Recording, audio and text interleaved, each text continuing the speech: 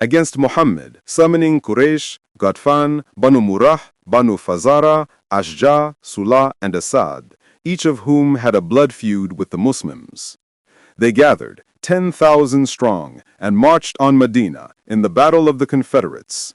Muhammad dug the trench between him and the attackers, reassured that his back was protected by the treaty of non-aggression between him and the Jews of Banu Qurayza in Medina. But Hayya ibn Akhtab incited his brethren, the Jews of Banu Qurayza, to break their treaty with Muhammad. He said to their leader, Ka'b ibn Asad, when he saw him hesitating, "Woe to you, O Ka'b! I have brought you the glory of the age and a surging sea. I have brought you Quraysh and Ghatfan with their leaders and chiefs, and they have pledged to me and made a firm covenant with me not to depart until we exterminate Muhammad and those with him." He described to him the strength of the Confederates, their number and equipment, and that nothing prevented them except the trench. Were it not for that, they would have finished Muhammad in a moment. Ka'b hesitated for a moment, asking, "And what if the Confederates turn back and leave us to Muhammad's vengeance?" Hayya ibn Akhtab answered, gripping his hand, "Then I will enter your fortresses with you and share your fate." Muhammad sent Nu'aym ibn Masud to sniff out the news and ascertain the gravity of the matter. He replied to him harshly, "There is no treaty between us and you, no covenant," and he abused Muhammad with foul abuse. The support of the Confederates intensified, and they sent 3 brigades descending upon the Muslims like a flood.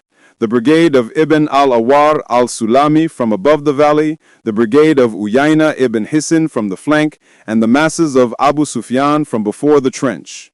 In this terrifying situation, the verses were revealed, "When they came upon you from above you and from below you, and when eyes shifted in fear, and hearts breached the throats, and you assumed about God various assumptions. There the believers were tested and shaken with a severe shaking. And remember when the hypocrites, then those in whose hearts is disease, said God and his messenger did not promise us except delusion. And when a faction of them said, O people of Yathrib, there is no stability for you, so return. And a party of them asked permission of the Prophet, saying, Indeed, our houses are exposed, while they were not exposed. They did not intend except to flee. Terror gripped the Muslims to the utmost. Some of them whispered, Muhammad promised us that we would eat the treasures of Khosrows and Caesar, and now one of us cannot safely go to relieve himself? Some horsemen from Quraysh sought a gap in the trench and charged through it. Ali ibn Abi Talib hurried with a group of Muslims and seized the gap. He engaged in a terrible duel with the champion of Quraysh, Amr ibn Abdul Wud. In it he split his skull with a sword stroke. Nawafal ibn Abdullah ibn al-Mughira tried to leap the trench with his horse, but he fell with his horse and was shattered. The sun set, and the Muslims placed their hands on their hearts, having become an isolated island surrounded by hostility from every side. The Jews from behind, the Arabs from everywhere, 10,000 strong, in iron and armor. Here, the mind of Nu'aym ibn Masud devised a cunning trick. The Jews did not know that he had embraced Islam. He went to the Jews and frightened them with the treachery of the Confederates, that they would not remain long in their siege. He suggested that they take hostages from the Confederate army to be in their hands, so that they could fight Muhammad and be safe, since Quraysh and Ghatfan would not betray them. Then he went secretly under the cover of darkness to Quraysh to warn them of the treachery of the Jews, that they would demand hostages under the pretext of reassurance, but in truth to hand them over to Muhammad to have their necks struck in regret for their breach of his covenant with him. Doubt took hold of Abu Sufyan's heart. He sent to the Jews of Banu Qurayza, urging them to hasten the fighting, but they made excuses with the Sabbath and demanded hostages to feel secure. He no longer had any doubt about Nu'aym's words. He spoke to Ghatfan, and they were hesitant to proceed, especially after what Muhammad had promised them of giving them a third of Medina's harvest if they did not join in fighting him. A cold, snowy storm blew, rain poured heavily, thunder crashed, lightning flashed, and the winds intensified, uprooting the Confederates' tents and overturning their cooking pots. It seemed to them that the Muslims were attacking them. Abu Sufyan called out, "O assembly of Quraysh, by God, you are no longer in a place to stay. The livestock have perished. Banu Qurayza have broken the treaty, and we have received from them what we dislike, and we have faced from the severity of the wind what you see. So depart, for I am departing." And Tulayha ibn Khulayd called out, "Safety, safety! Muhammad has intended you for evil, O people! Muhammad has intended you for evil!" Morning came, and they had fled back to Mecca, leaving the field empty except for the Muslims and the Jews face to face. The Muslims besieged Banu Qurayza for 25 nights until the Jews had no choice but to surrender. They chose Sa'd ibn Mu'adh, the Oxite, as an arbitrator. He had been an old ally of theirs. He ordered them to lay down their arms, which they did. He ruled that the men be killed, the wealth divided, and the children and women taken captive.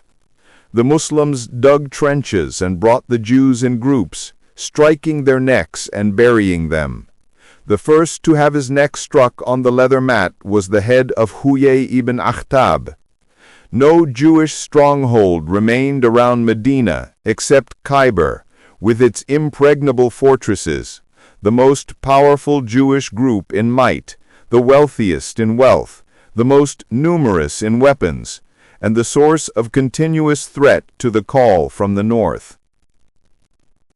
Muhammad set out with 700 fighters a month after the Treaty of Al-Hudaybiyah, which secured him from the treachery of Quraysh in the south for 3 years, seeking Khyber. He was proclaiming, "God is greatest! God is greatest! Khyber is destroyed! Indeed, when we descend in the area of a people, it is a bad morning for those who have been warned." The fighting was severe and bitter before the first fortress. The Prophet sent Abu Bakr to the fortress, and he fought all day, then returned without opening it. Then the messenger sent Umar ibn al-Khattab, and his lot was the same as Abu Bakr's. Then he sent Ali ibn Abi Talib with the banner. Ali advanced with the banner and engaged the Jews in a fierce duel. A man from the Jews struck him, knocking his shield from his hand. Ali snatched a door that was at the fortress and used it as a shield. He continued fighting with it in his hand until he opened the fortress, making the door a bridge for the Muslims to enter the interior. The first fortress fell after its commander, Al-Harith ibn Abi Zaynab, was killed, and before him the commander, Salam ibn Mashkam. The fighting was intense before the second fortress. Food became scarce, and the Muslims found nothing to eat. The Prophet gave them permission to eat horse meat. Marhab, one of the Jewish knights, came out, improvising and reciting poetry. "Khyber knows that I am Marhab, armed with a tested weapon, sometimes thrusting, sometimes striking." Muhammad ibn Maslama confronted him, and they dueled. Marhab was about to kill him, were it not that Ibn Maslama parried his sword with his shield. The sword fell into it and stuck fast. Ibn Maslama struck his opponent the killing blow. The Muslims advanced inch by inch, dueling man to man, until all the fortresses fell. The Jews sought peace after the Prophet had taken all their wealth as booty. He left them on their land, which now belonged to the Muslims by right of conquest, while the fruits belonged to the Jews by right of labor. After the peace was signed, Zaynab bint al-Harith, the wife of the slain Jewish commander Salam ibn Mashkam, and the daughter of the other slain commander al-Harith, offered the Prophet a poisoned sheep, knowing his fondness for the shoulder of lamb. The messenger took a morsel from it, but did not swallow it. He spat it out, saying, "This bone informs me that it is poisoned." Bishr ibn al-Bara ate from it and died poisoned. The Prophet summoned Zaynab, and she confessed, saying, "What I did to my people is not hidden from you. I said to myself, if he is a king, we will be rid of him, and if he is a prophet, his revelation will inform him. So the prophet pardoned her, considering what had befallen her in her father and husband in this battle. In this battle, Safiya bint Huyay ibn Akhtab was taken captive. The prophet took her as a wife for himself. In the custom of that time, it was a great honor for the victor to take the daughter of the vanquished as a wife, not a captive. The Muslims held themselves back, for this prophet had barely escaped the plot of the poisoned sheep, and he was taking Safiya as a wife. Her father, Huyay ibn Akhtab, was the first to have his neck struck on the leather mat. Her people lay slain by the swords of the Muslims, and before that from Banu Qurayza it was a war of extermination. How could he feel safe with her, or how could the Muslims feel safe for him with this woman? Who was Safiya? They say her lineage goes back to the prophet Aaron, the brother of Moses, and that she was a woman of pride and dignity who did not forget injustice. This was her husband, Kinan ibn ar-Rabi'a. Scarcely hours had passed since his death before the fortresses of Khyber. And here is Abu Ayyub, Khalid ibn Zayd, in front of the wedding tent, staying awake all night, girded with his sword. When morning came, the prophet saw him circling the tent, and said to him, "What is the matter, O Abu Ayyub?" The man said, "O Messenger of God, I feared for you from this woman. She has killed her husband, her father, and her people, and she is recently removed from disbelief. I feared her for you." The prophet prayed for him, "O God, protect Abu Ayyub as he stayed up protecting me." The reader of the biography stands perplexed and captivated before this marriage. How could affection and mercy grow across these hatreds and grievances? The books of biography all agree that Safiya loved the Prophet, and that the Prophet loved her, and that he would defend her from the cunning of Hafsa and Aisha when they called her the Jewess. She would come to him weeping, and he would wipe her tears, saying, "Why don't you say to them, 'How can you be better than me? My father is Aaron, my uncle is Moses, and my husband is Muhammad.'" In the Prophet's final illness, we see her standing by his bed, whispering through her tears, "I wish by God, O Prophet of God, that what afflicts you afflicted me." The Prophet's wives exchanged meaningful glances. The Prophet said to them, "Rinse your mouths." They asked in astonishment, "With what?" The Prophet said, "From your meaningful glances about her. By God, she is truthful." The Prophet died. Had there been any rancor in her heart, she would have shown it when the Muslims became divided and sedition appeared, and the people conspired against Uthman ibn Affan. But she was the first to hasten to Uthman to look after him. Al-Ashtar met her while she was in her howdah on her mule, and struck the mule's face, not knowing its rider. Safiya cried out to him, "Woe to you! Turn me back and do not expose me." The books of biography relate that she set up a bridge between her house and Uthman's house to send food to him while he was besieged.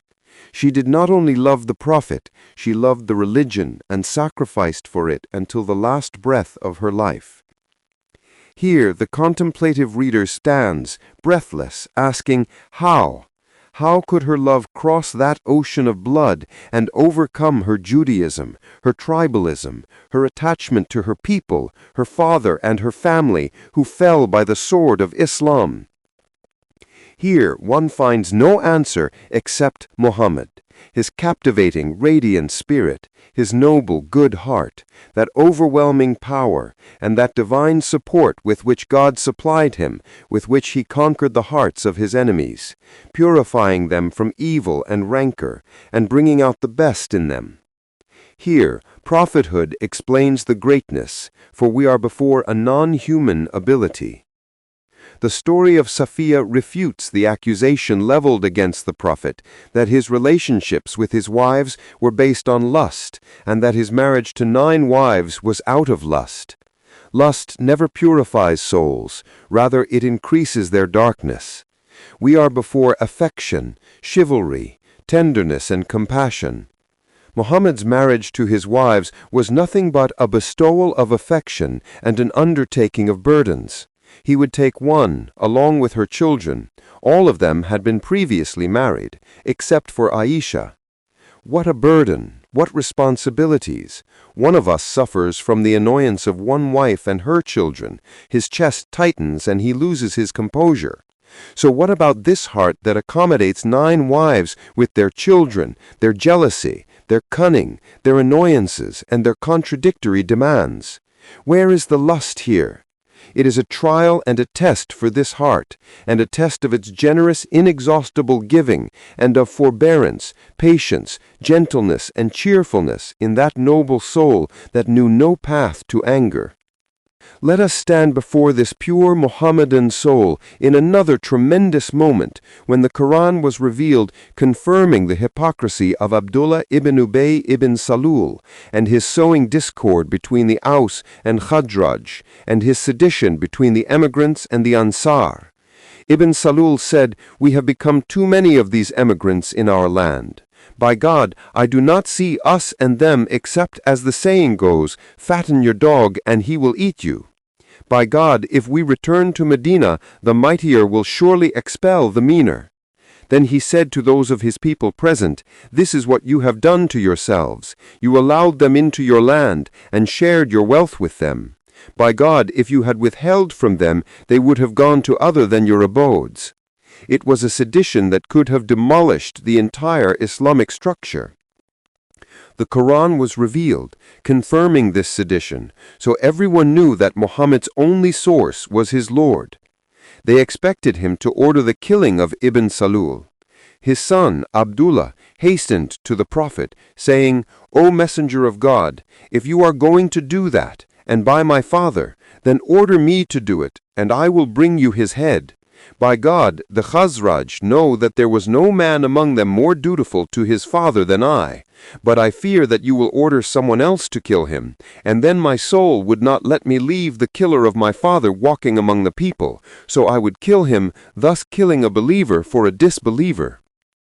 How did the Prophet answer in the face of this noble conflict between the son's love for his father and his love for his religion? He answered calmly, "No, my son, we will not kill him. Rather, we will be kind to him and keep good company with him as long as he remains with us." The Prophet did more than that. When Ibn Salul died, he shrouded him in his own shirt, prayed over him, and asked forgiveness for him. When he was criticized for that, he said sadly, "By God, my shirt will not avail him anything from God."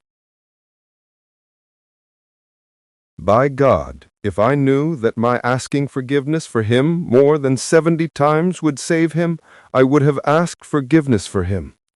Who could this be but a prophet? Blessings of God be upon you, O Muhammad. A march like a whirlwind. The call of Islam is the peak of simplicity. It is the very nature itself, without affectation. Muhammad, upon him be prayers and peace, did not take people into the labyrinths of theology, nor did he require a revolution in the system of government in Quraysh. Rather, he wanted them to purify their minds from the filth of bowing to idols, and to sanctify their Lord from this shameful partnership with idols that neither hear nor see, and this imaginary intercession of stones that cannot benefit or harm themselves. His call, at its core, was liberation and freedom. Neither those stones, nor the angels, nor the jinn, nor the demons, nor the stars could drive away harm from man or bring him benefit. So he must free himself from them all, cast them behind him, not knock on their door, not slaughter a sacrifice, not call upon them, not apologize, not intercede, and not worship except one God, he of whom there is nothing like. His call was scientific, for the idea of the one God is the ultimate goal of true contemplation in the phenomena of existence. All causes ultimately lead to one cause that moves them all. His call was ethical, aiming for good, justice, and love, calling to support the poor, the sick, the orphan, and the widow. The woman in Europe at that time had an iron girdle placed on her abdomen with a lock, the chastity belt, to ensure her fidelity as if she were a piece of furniture.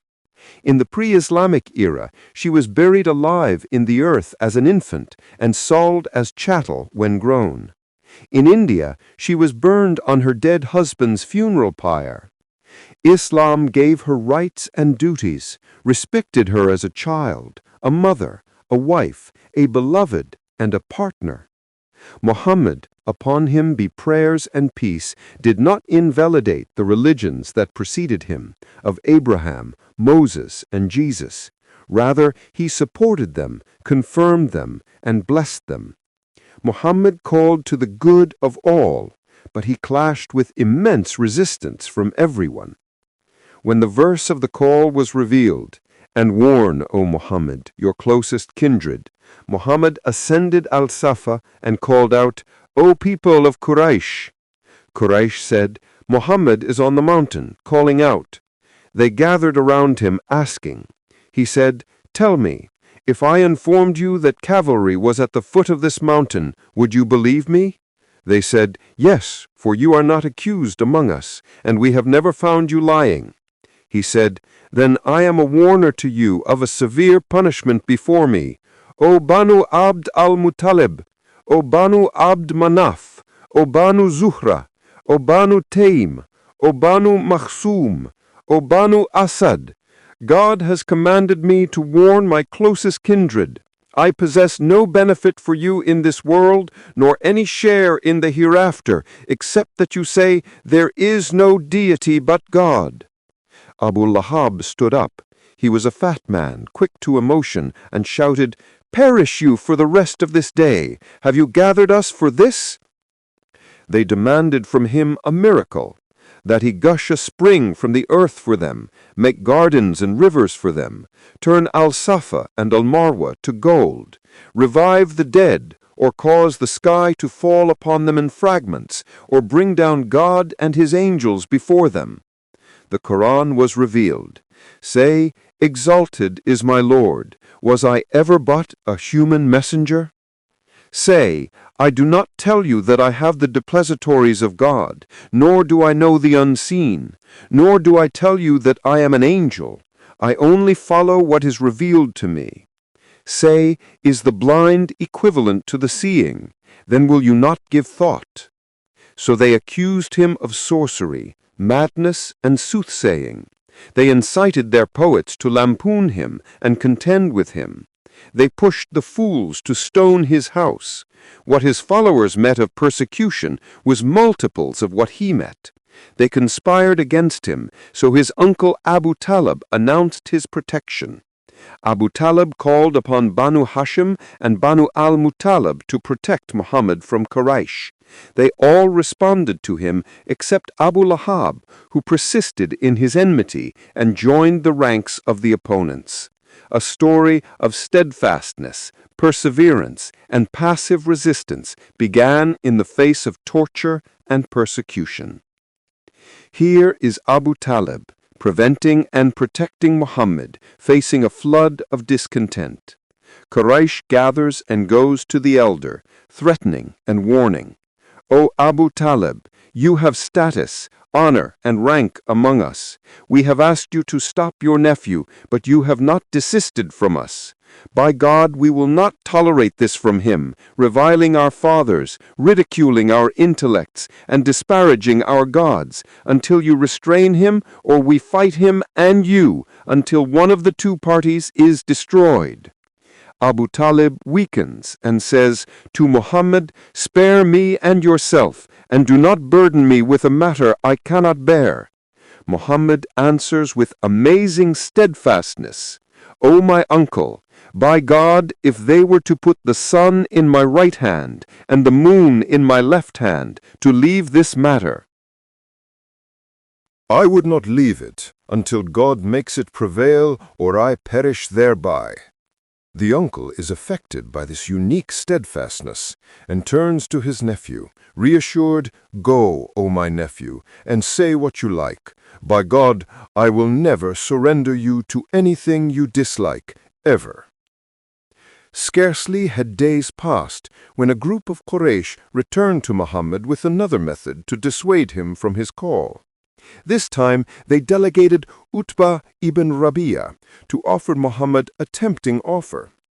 This Utbah says to Muhammad, "O son of my brother, you are from us where you know of place and lineage. You have come to your people with a grave matter, splitting their unity, ridiculing their gods, and insulting their forefathers. Listen to me.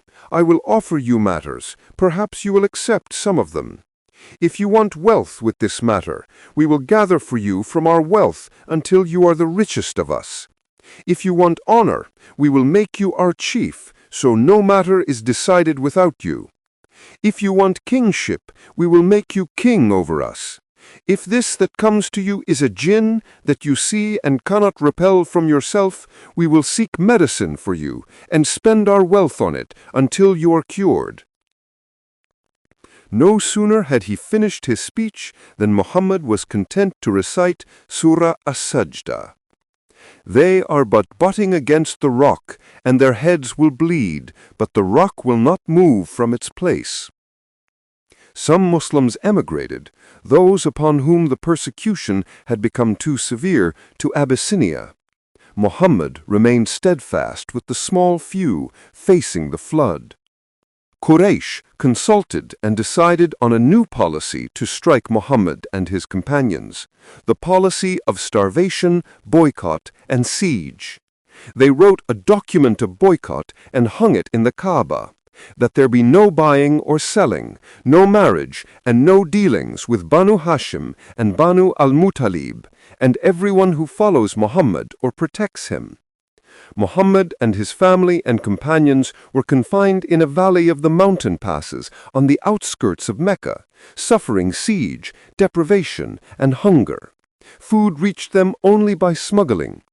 One of the companions narrates that during this period, hunger reached him one day to the extent that his hand fell upon something moist. He threw it into his mouth and swallowed it without looking at it. To this day, he does not know what that thing was. The boycott lasted 3 years. Muhammad was not allowed to mix with people therein, except in the sacred months. The biography relates that during those days a delegation of Christians came to him. They sat with him, asked him, and listened to him, then they believed in him and declared him truthful. Quraysh was distressed by this and reviled them, saying, "God disappoint you, O company. You were sent by the people of your religion to bring them news of the man, and you did not settle in his gatherings until you forsook your religion and believed him."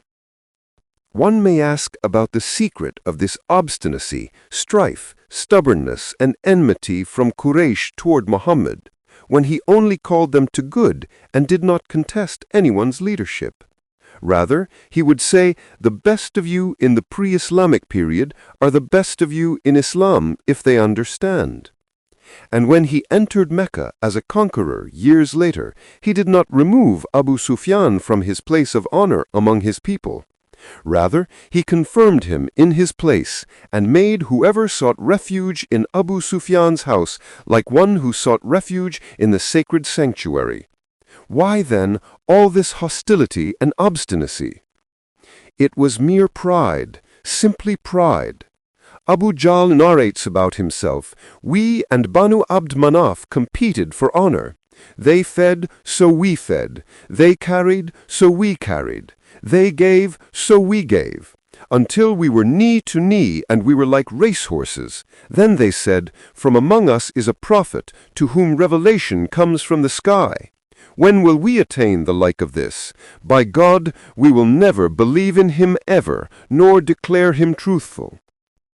It was no longer a matter of truth and falsehood. It rather became a matter of me and him, a matter of Abu Jahl and Abu Lab. Why couldn't Abu Jahl be the prophet? Moreover, Muhammad's religion would have imposed upon them a burden. One of them would fornicate, steal, and kill, then present a bribe of sacrifices to the idols, and everything would end, and he would sleep with a contented heart. But Muhammad threatened them that they would be resurrected after death and stand before severe punishment and account where not an atom's weight of good or evil would be overlooked. Abu Talib died, and Khadijah died in 1 year. The strong pillar behind which Muhammad took shelter collapsed, and his matter became trivialized in the eyes of the people, to the extent that the fools would throw dust on his head in derision and punishment. Fatima would wash the dust from his head while weeping. Muhammad went out to Al-Taif seeking support from Thaqif. They set their fools upon him, reviling him and pelting his feet with stones.